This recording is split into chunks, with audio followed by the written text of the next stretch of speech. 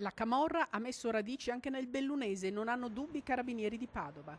Il fumus è che ci siano dei reinvestimenti nel nord-est, ma non solo nel nord-est, anche al centro Italia e al sud, da parte di organizzazioni criminali consolidate in altre aree.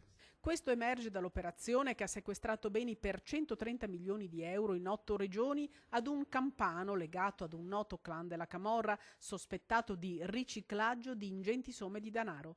Sotto sequestro 350 unità immobiliari e fra questi il castello di Ponte nelle Alpi e ancora terreni, 52 società per un capitale sociale complessivo di 1,5 milioni di euro, 224 tra conti bancari e cassette di sicurezza, 52 tra auto di grossa cilindrata ed altri veicoli.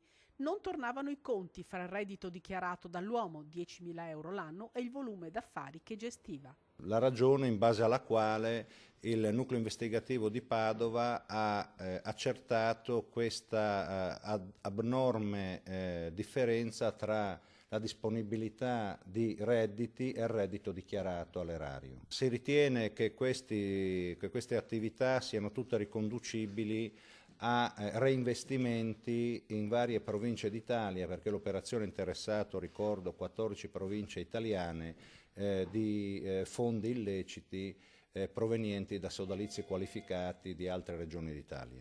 Il castello di Ponte nelle Alpi si trova in Viale Europa con vista sul Piave. La struttura di circa 2.500 metri quadrati è circondata da un parco di 5.000 metri quadrati.